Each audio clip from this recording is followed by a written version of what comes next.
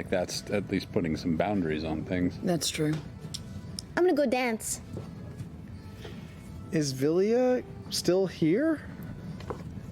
Vilya is still here, and actually, as you guys are having this conversation, you glance over and you can see as everyone's partying, kind of sitting at one of the tables on the outskirts of the group, talking to no one, is Vilya with like a cup, just kind of holding it, staff leaning against the table, kind of looking down into it by herself. I'll go over and say hi. Oh, hello. Hey, what, have you sort of finished your, I guess I have. Oh shit.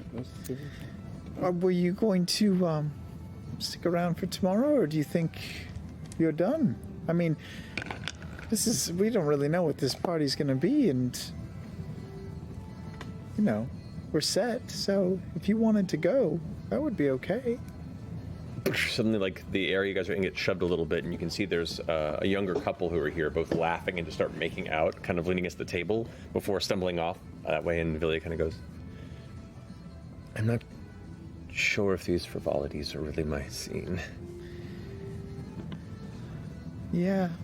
Well, listen, I've been meaning to talk to you about this, but, like, you have a kid out there somewhere, right? I think so, yeah. And you must be missing her.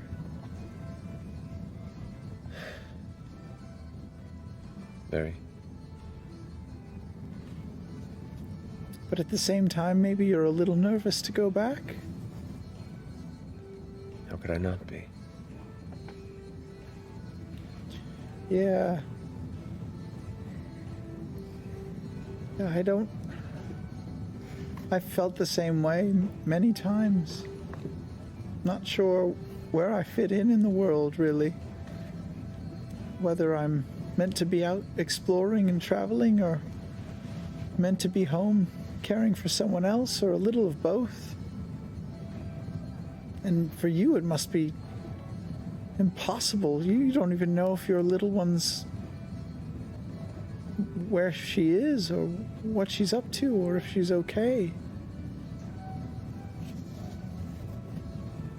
You're not wrong. Do you have a sense? Have you felt anything?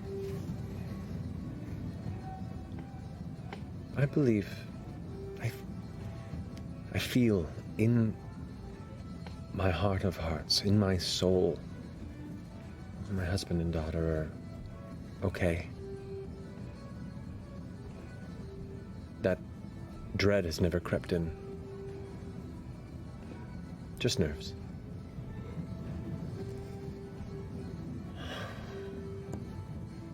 Maybe to wait is just delaying the inevitable.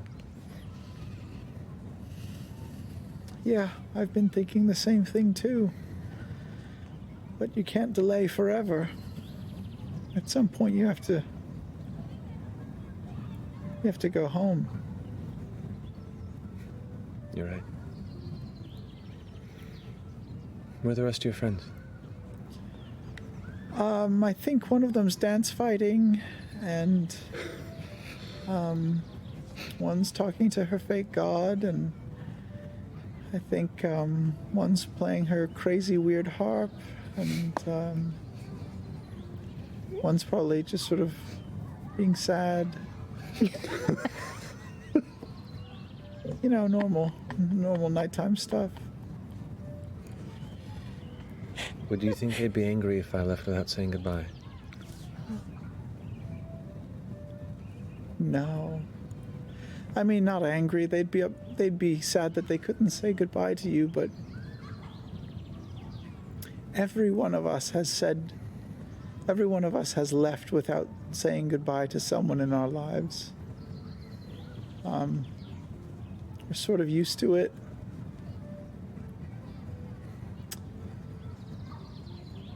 And it's like we thrive on unfinished business. So I think they would understand. She sets her cup aside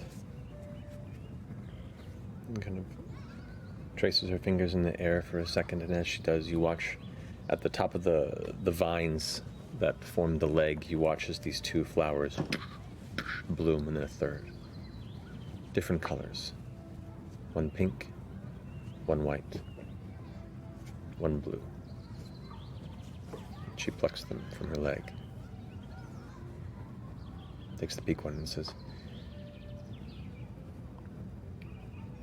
"Give this to your tall, lanky friend, Caduceus.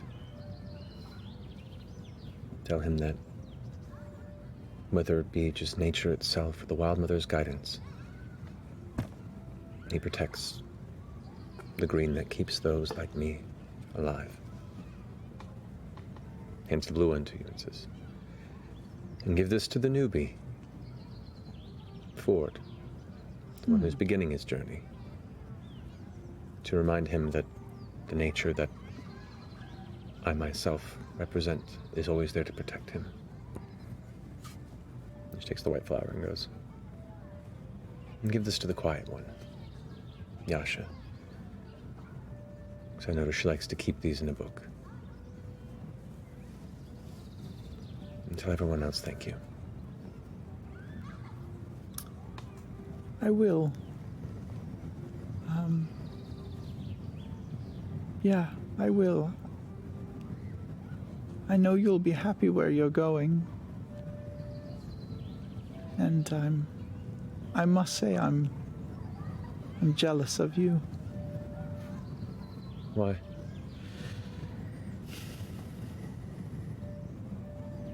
You're gonna kiss that kid.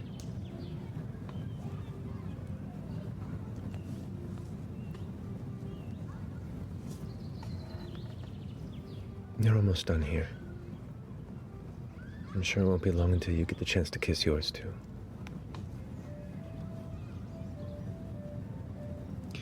Well, when I do, I'll think of you. She stands up, takes the staff, and kind of walks over to the nearest tree and looks back at you and says, "And thank you, Veth." Thank you for helping us finding the way. And do you want 350 gold? Because we sort of put it aside for you. Is that Oh, we put a lot more aside is than that anything for you, or? I mean, You know what?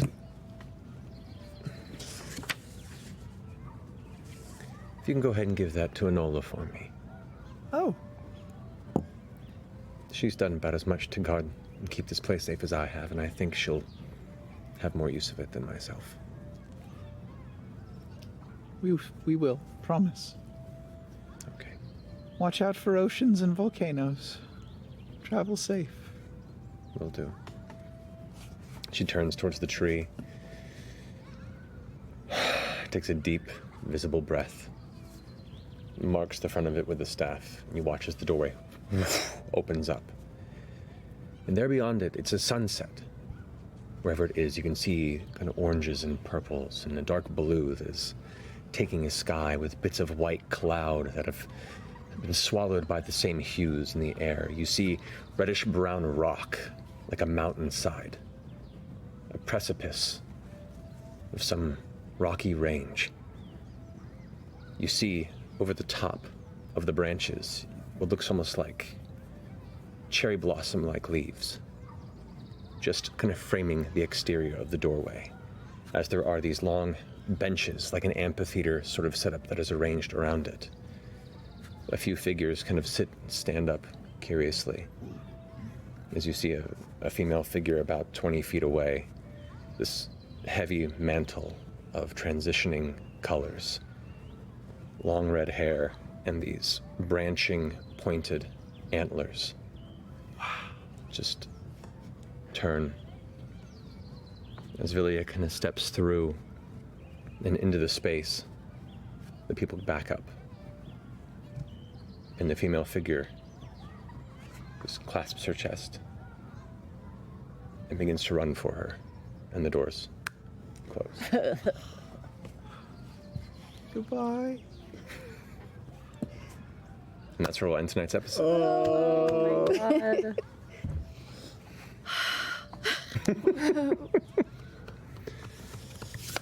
I don't know when that was going to happen. Good stuff, Maddie. Lovely little scene. Oh, good stuff, Matt. Lovely little scene. Got me more than I anticipated. Yeah. Love you guys. That was beautiful. All right. Wow. Lovely.